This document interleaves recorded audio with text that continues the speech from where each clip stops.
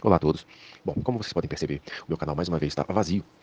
Depois de uma série de mais de 15 vídeos gravados, editados, eu nunca faço muita edição na parte das imagens. Procuro deixar geralmente uma imagem de fundo que seja compatível com o tema que eu estou abordando e faço alguns cortes na parte do áudio, né? Quem já tiver tido alguma experiência com produzir algum tipo de conteúdo, algum tipo de vídeo, seja em formato majoritariamente de áudio, ou até um vídeo de imagens editadas, alguma coisa desse tipo, sabe o trabalho que isso dá, sabe o tempo que a gente perde para poder produzir um conteúdo que seja acessível, que seja ilustrativo, né, que seja passado de forma clara. E depois de todo esse trabalho, praticamente, canais pequenos, né, praticamente iniciantes como o meu, né, que não tem nem 200 inscritos, esses canais eles não recebem nenhum tipo de monetização.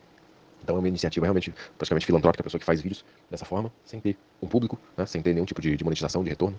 E mesmo assim, canais assim estão sendo sumariamente bloqueados e rejeitados e, né, categorizados, rotulados de tudo quanto é tipo de forma pejorativa, e estão tendo seus conteúdos. As pessoas que estão procurando falar, dar algum tipo de mensagem, né, estão sendo sumariamente caladas.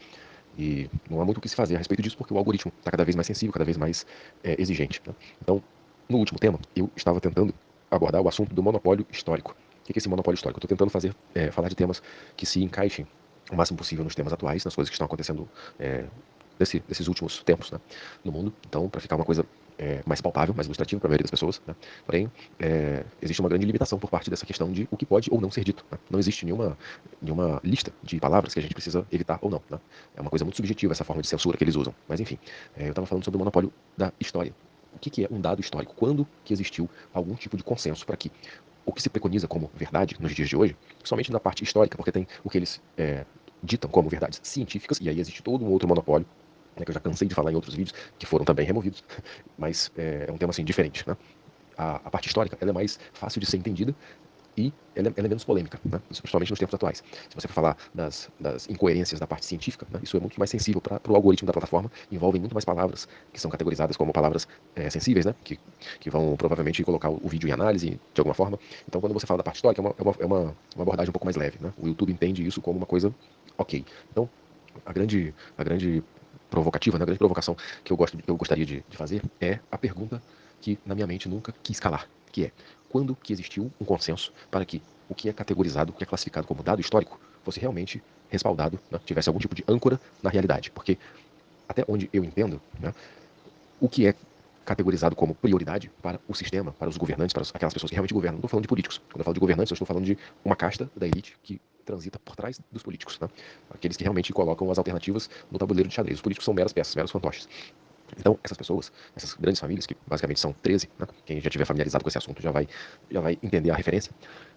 Essas pessoas, elas não brigam por dinheiro, elas brigam por tempo e por poder, né? Então essas pessoas, elas são as pessoas que produzem os dinheiros do mundo, digamos assim, né? Todos os fundos econômicos, os lastros monetários são produzidos por essas pessoas. Então elas que decidem se a tal moeda vai ser lastreada em minério, se essa outra moeda vai ser lastreada em ícones digitais, alguma coisa desse tipo, né? Elas não têm dificuldade na aquisição de fundos monetários, de dinheiro. Elas querem, o propósito, a intuição, o intuito da, da jornada dessas pessoas é brigar por tempo e por poder.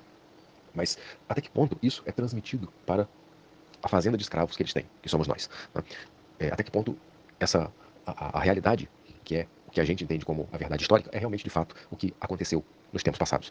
Por que as pessoas não cogitam que seria muito simples para essas pessoas que controlam, principalmente as mídias, principalmente as instituições educacionais, né? No Brasil, por exemplo, existe um monopólio de instituições educacionais. Todas elas precisam ser aprovadas e receber o aval, né, do Ministério da Educação. Esse Ministério da Educação, ele é praticamente comandado por instituições internacionais, que também estão vinculadas ao mesmo complô de informações, né? Então, o que faz com que algo seja considerado um dado histórico? Se a gente não pode ter outros dados da mesma época, do mesmo contexto, para fazer análises comparativas. O que é um dado imposto como uma verdade sem que haja possibilidade de fazer análises comparativas? Como saber se algo, um vídeo, uma evidência dada, né, como histórica, não é uma simulação, não é meramente cenográfica, não é algo que foi distorcido, né, que foi inclinado para determinada vertente especulativa para que se houvesse uma conclusão determinada, né, que justificasse algo que fosse interessante para essa elite. Quando você começa a pensar dessa forma, né, quando você começa a questionar realmente o que a gente tem como base de informação, você consegue é, como que eu vou dizer, você consegue entender o modus operandi de quem controla o mundo atualmente. Nem sempre foi assim. A gente está num período que as pessoas estão completamente adormecidas. E justo numa época que seria preciso que as pessoas estivessem bem acordadas. Porque estão começando a acontecer eventos, não só naturais, tá, mas naturais também, que precisariam, nesses eventos, eles seria muito importante que as pessoas estivessem interpretando, observando, percebendo, né? Notando e conseguindo interpretar esses sinais, para que as pessoas pudessem prever e se antecipar em relação aos tempos vindouros. Mas nada disso está acontecendo, porque justamente existe essa cultura de aprovação de tudo que é imposto como verdade, né? Então, isso abre parênteses para falar de muitos outros assuntos, mas essa é a provocação que eu gostaria de fazer nesse áudio, né?